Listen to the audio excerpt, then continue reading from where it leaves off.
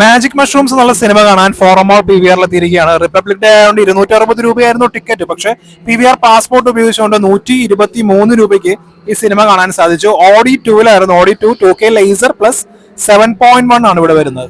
Magic mushroom ആദ്യമേ തന്നെ പറയാം, ഈ വർഷം 2026 ഞാൻ കണ്ട മലയാള സിനിമകളിൽ ഏറ്റവും ബോറിംഗ് ആയിട്ടുള്ള ഒരു സിനിമയാണ്. ഈ സിനിമ തുടങ്ങുന്ന തന്നെ നായകന് ഒരു പ്രശ്നമുണ്ട്.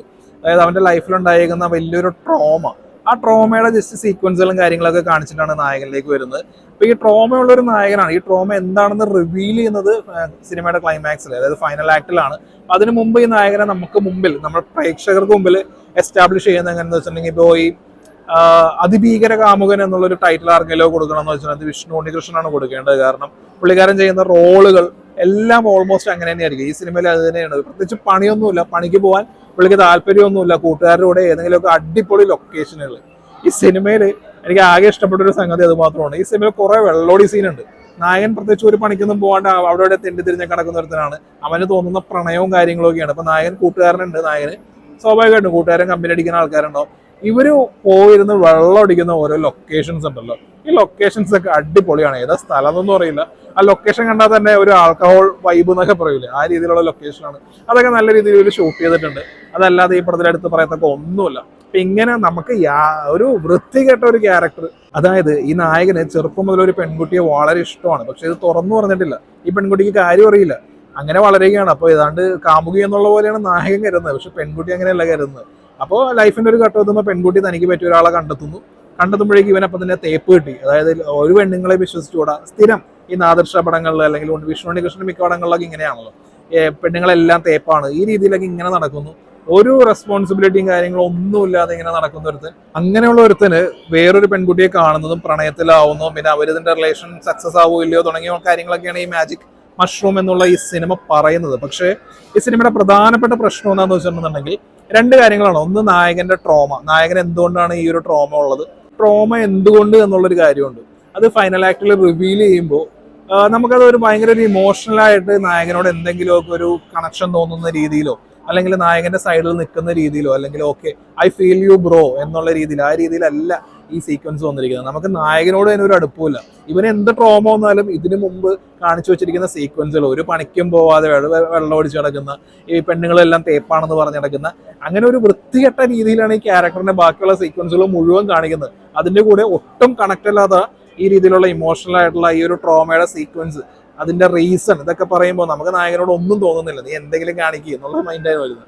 ഈ രണ്ടാമത്തേത്, ഇതിൽ നായികയുടെ ക്യാരക്ടറുണ്ട്. നായിക എന്ന് പറയുന്ന ഒരു ഇൻട്രോവേർട്ട് എന്നുള്ള രീതിയിലൊക്കെയാണ് ആദ്യം കാണിക്കുന്നത്. പക്ഷെ പെട്ടെന്നൊരു സുപ്രഭാതത്തിൽ ഒരു സൂപ്പർ പവർ കിട്ടുന്ന പോലെ ഇൻട്രോവേർട്ട് ആ രീതിയൊക്കെ മാറി ഭയങ്കര നല്ല പെർഫോമൻസിൽ ഇവർ ഡാൻസ് ഒക്കെ ചെയ്യുന്നുണ്ട്. ആക്ച്വലി ആ ഡാൻസ് സീക്വൻസ് നല്ലതായിരുന്നു. അപ്പൊ ഇങ്ങനെ ചെയ്യുന്ന ഒരു നായിക, ഈ പറയുന്ന നായകനോട് അത് എന്ത് കണ്ടിട്ടാണ് ഈ നായകനോട് പ്രേമം തോന്നിയതൊന്നും മനസ്സിലാവുന്നില്ല. ഇവർ തമ്മിലുള്ള പ്രേമം ഇഷ്ടത്തിലാവുന്നു. അതിൽ പറയുന്നതെന്ന് വെച്ചിട്ടുണ്ടെങ്കിൽ, ഈ നായികയ്ക്ക് ഏറ്റവും കംഫർട്ടായിട്ട് തോന്നുന്ന നായികയുടെ റൂമാണ്. ആ റൂമിൽ ഇരുന്നിട്ട് പോലും ഹാപ്പിനെസ് ഫീൽ ചെയ്യുന്നില്ല. പകരം നീ എൻ്റെ ലൈഫിൽ വേണം. അപ്പൊ അത്രയും ഡീപ്പായിട്ടൊക്കെ ഒരാളോടൊരു ഇമോഷൻ തോന്നണമെന്നുണ്ടെങ്കിൽ അത് എന്താണ്, ഒരു പെർട്ടിക്കുലർ ആയിട്ട് റീസണും കാര്യങ്ങളൊന്നും ഇല്ല.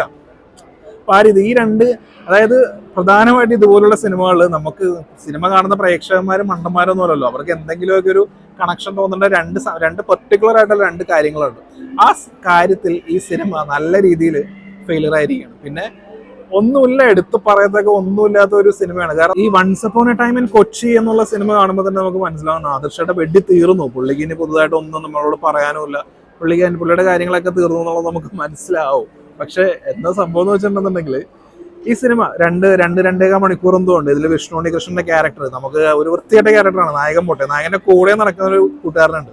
അപ്പൊ ഈ കൂട്ടുകാരൻ എന്ന് പറയുന്നത്, നീ അവളെ സംസാരിച്ചു, അവളെ തൊട്ടു, ഇങ്ങനെയൊക്കെ പറയുന്നത് ഈ നായകന്റെ ലവ് ലൈഫ്, അതല്ലാതെ വേറെ ഒന്നും ഈ കൂട്ടുകാരനല്ല. ഒരു വ്യക്തിത്വം ഇല്ലാത്ത ഒരു കൂട്ടുകാരൻ. പിന്നെ ജാഫ്രടിക്ക് അച്ഛനായിട്ട് വരുന്നുണ്ട്. ജാഫ്രടിയുടെ കാര്യം പറയുകയാണെങ്കിൽ അതിലും കണക്കാണ്. അപ്പൊ അങ്ങനെ കുറെ ക്യാരക്ടേഴ്സ്, ഹരിസ് ലശോൻ ബാലെ കളിക്കാൻ പോകുന്നത്, അപ്പൊ അങ്ങനെ കുറെ സീക്വൻസുകൾ ഇങ്ങനെ എഴുതി കൂട്ടിയിട്ടുണ്ട്.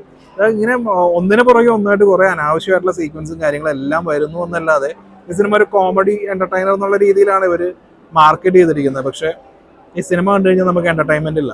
ഈ സിനിമയിൽ കോമഡി എവിടെയാണോ ഉള്ളതെന്ന് നമ്മൾ അന്വേഷിച്ച് കണ്ടുപിടിക്കണം. അത്രയും ടഫാണ്. ഈ 2 മണിക്കൂർ 20 മിനിറ്റുള്ള ഈ സിനിമയിൽ ഏതെങ്കിലും ഒരു സീനിൽ ചിരിച്ചിട്ടുണ്ടോ എന്ന് വെച്ചിട്ടുണ്ടെങ്കിൽ സംശയമാണ്. കാരണം ചിരിപ്പിക്കാൻ പറ്റിയിട്ടില്ല. അത്രയും ദാരുണമായിട്ടുള്ള ഒരു സിനിമയാണ് മാജിക് മഷ്റൂം. ഇനി ബാക്കിയുള്ള ടെക്നിക്കൽ ആസ്പെക്ട്സും കാര്യങ്ങളൊക്കെ എടുക്കുകയാണെന്നുണ്ടെങ്കിൽ ഈ സിനിമയുടെ ക്യാമറാമാൻ ചെയ്തിരിക്കുന്ന വർക്ക് അത്ര ഇംപ്രസീവ് അല്ലേ.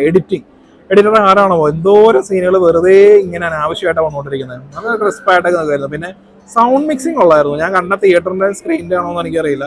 ഈ സിനിമയിൽ പാട്ട് വരുന്നത് പിന്നെ ബാക്കിയുള്ള കുറച്ച് സീക്വൻസ് ഒക്കെ വരെ നല്ല എഫക്റ്റ് ഉണ്ടായിരുന്നു. നല്ല രീതിയിൽ സൗണ്ട് മിക്സ് ചെയ്തിട്ടുണ്ട്. ആ കാര്യത്തിലൊക്കെ. പിന്നെ നാദിർഷയുടെ കാര്യം പറയുകയാണെന്നുണ്ടെങ്കിൽ നാദിർഷ എന്താണ് പ്രേക്ഷകരായിട്ട് സംസാരിക്കാൻ വരുന്നതെന്നുള്ളത് പുള്ളിക്ക് യാതൊരു ഐഡിയ ഇല്ല. ഈ സിനിമയുടെ വൺ ലൈൻ അല്ലെങ്കിൽ എന്ത് പറഞ്ഞിട്ടായിരിക്കും ഈ സിനിമയിൽ ബാക്കിയുള്ള കാസ്റ്റിനോടൊക്കെ പുള്ളി കൺവിൻസ് ചെയ്തിട്ടുണ്ടോ എന്നുള്ളത് ഭയങ്കര ഒരു മിസ്റ്ററിയാണ്. കാരണം ഈ സിനിമയ്ക്ക് എവിടെ കഥ, ഇതിന്റെ ആ വൺ ലൈൻ ആയിട്ടാണെങ്കിലും എന്താണെങ്കിലും ഇത് എന്താണ് പറയാൻ പറ്റണമെന്നോ ഒരു ഐഡിയ ഇല്ലാത്ത ഈ സംഭവം 2 മണിക്കൂർ 20 2 മണിക്കൂർ 40 മിനിറ്റ് ഡയറക്റ്റ് ചെയ്ത് ഇങ്ങനെ കൊണ്ടുവരിക എന്ന് പറയുന്നതിന് ഒരു ടാലന്റ് വേണമെന്നുണ്ടെങ്കിൽ നാദിർഷക്ക് ആ ഒരു ടാലന്റ്, ഗുഡ് ഫോർ നത്തിങ് എന്ന് പറയുന്ന ഒരു ടാലന്റ്, അതല്ലാതെ ഈ പടത്തിൽ വേറെ ഒന്നും എനിക്ക് പറയാനില്ല. കാരണം ഈ വർഷം കണ്ട ഏറ്റവും മോശമായിട്ടുള്ള, അതായത് തിയേറ്ററിലെ ടോർച്ചർ എന്നൊക്കെ പറയാൻ പറ്റും. ഒരു രീതിയിലും നമുക്കിത് കണ്ടിരിക്കാൻ പറ്റില്ല. പിന്നെ ഈ സംഭവം ഒരു കാരണവശാലും തിയേറ്ററിൽ നിന്ന് ഇറങ്ങിപ്പോകരുത് എന്നൊരു ആഗ്രഹമുള്ള ഒരാളാണ് ഞാൻ. കാരണം സിനിമ കാണുന്നത് എനിക്ക് ഭയങ്കര ഇഷ്ടമാണ്. അപ്പോൾ ആ ഒരു കാര്യം ഉള്ളത് കൊണ്ട് മാത്രം എങ്ങനെയൊക്കെ ഇങ്ങനെ കടിച്ചു പിടിച്ച് സെക്കൻഡ് ഹാഫ് ഒക്കെ ഇങ്ങനെ കണ്ടുകൊണ്ടിരിക്കുകയാണ്. പിന്നെ കുറച്ച് കഴിയുമ്പോൾ നായകൻ കട്ടിൻ്റെ അടിയിലാണ്. അപ്പോൾ കട്ടിൻ്റെ അടിയിൽ നിൽക്കുന്ന നായകൻ ഇതിനു മുമ്പ് ഇതുപോലെ വിഷ്ണുണ്ണികൃഷ്ണൻ ഇതിനു മുമ്പ് ഒരു സിനിമ ഇറങ്ങിയാണ്, ഒരു കോമഡി പടം, അതും ഒരു വീടിൻ്റെ ഉള്ളിൽ അകപ്പെട്ടു പോകുന്ന രീതിയിലൊക്കെയാണ്. എനിക്ക് മനസ്സിലാവുന്നില്ല വിഷ്ണുണ്ണികൃഷ്ണന് മാത്രം എവിടെ നിന്ന് കിട്ടുന്നു ഇതുപോലെ വെറൈറ്റി സ്ക്രിപ്റ്റുകളെന്ന്. അങ്ങനെ മൊത്തത്തിൽ ഈ മാജിക് മഷ്റൂം എന്ന് പറയുന്നത് എനിക്ക് മനസ്സിലാവുന്നില്ല. ഇത് ഏത് രീതിയിൽ ഇത് സിനിമയായിട്ട് കൂട്ടാവോ ഒന്നും മനസ്സിലാവുന്നില്ല. അങ്ങനെ മൊത്തത്തിൽ ഒരു പടം, അതായത് ഇതൊന്ന് തീർന്നു കിട്ടിയിരുന്നെങ്കിൽ എന്ന് വളരെയധികം ആഗ്രഹിച്ച ഒരു സിനിമ, അതാണ് മാജിക് മഷ്റൂം. ഓക്കെ, റിവ്യൂ എല്ലാം പറഞ്ഞു കഴിഞ്ഞു. ഇനി ഒരു മണി സേവിംഗ് ടിപ്സ് ആണ്. PVR പാസ്പോർട്ടിനെ കുറിച്ച് ഞാൻ ഡീറ്റെയിൽ ആയിട്ടൊരു വീഡിയോ ഇട്ടിരുന്നു. അത് കാണാത്തവരുണ്ടെന്നുണ്ടെങ്കിൽ കണ്ടു നോക്കുക. PVR പാസ്പോർട്ട് ഉപയോഗിക്കുന്നവർ ചില സംശയമൊക്കെ ചോദിച്ചിട്ടുണ്ടായിരുന്നു. അപ്പോൾ അതൊന്ന് ക്ലാരിറ്റി ചെയ്യാന്ന് വിചാരിച്ചിട്ടാണ്. PVR പാസ്പോർട്ട് നമ്മൾ പർച്ചേസ് ചെയ്യാൻ വേണ്ടി പോകുമ്പോൾ അതിനകത്ത് 14 days ബ്ലാക്ക് ഔട്ട് പീരീഡ് എന്ന് പറഞ്ഞ് കാണണം.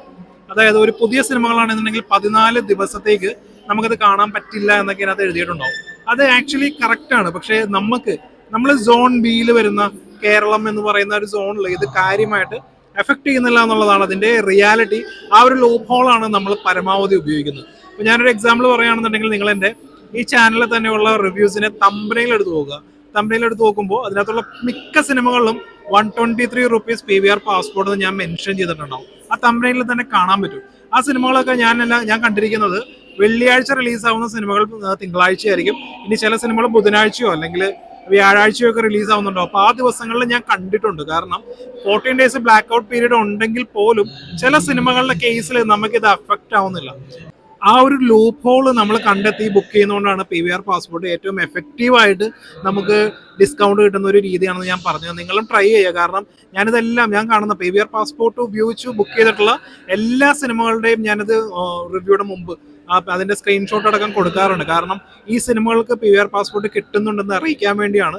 അത് അറിഞ്ഞിട്ടുണ്ടെന്നുണ്ടെങ്കിൽ നിങ്ങൾക്കും ബുക്ക് ചെയ്യാമല്ലോ. അതിനുവേണ്ടി ഞാനത് ഏതൊക്കെ സിനിമകൾ ഞാൻ PVR പാസ്പോർട്ട് ഉപയോഗിച്ച് ബുക്ക് ചെയ്യുന്നുണ്ടോ അതെല്ലാം തന്നെ ഞാനത് അതിന് റിവ്യൂവിന് മുമ്പായിട്ട് തന്നെ മെൻഷൻ ചെയ്യുന്നുണ്ടോ. അപ്പോൾ ആ കാര്യം ശ്രദ്ധിക്കുക. 14 days ബ്ലാക്ക് ഔട്ട് പീരീഡ് ഉണ്ട്. പക്ഷേ അതെല്ലാ സിനിമകൾക്കും ഇല്ല, ഇതുപോലുള്ള സിനിമകൾക്ക് ഉണ്ടാവാറില്ല. ഇപ്പൊ നമ്മളിപ്പോൾ നോക്കുകയാണെങ്കിൽ ബോർഡർ 2 ഇപ്പൊ നിലവിലുണ്ട്. ബോർഡർ 2 കാണുന്നുണ്ടെങ്കിൽ മുഴുവൻ കാശ് കൊടുക്കണം. PVR പാസ്പോർട്ട് ഉപയോഗിക്കാൻ പറ്റില്ല. പക്ഷെ അപ്പോഴും നമുക്ക് കോമ്പസ് നൗ ഉപയോഗിക്കാം. അപ്പൊ അങ്ങനെ കുറച്ച് ലോ ഹോൾസ് ഉണ്ട്. അത് ഉപയോഗിച്ച് മാക്സിമം ടിക്കറ്റ് ബുക്ക് ചെയ്ത് കാശ് സേവ് ചെയ്യാം.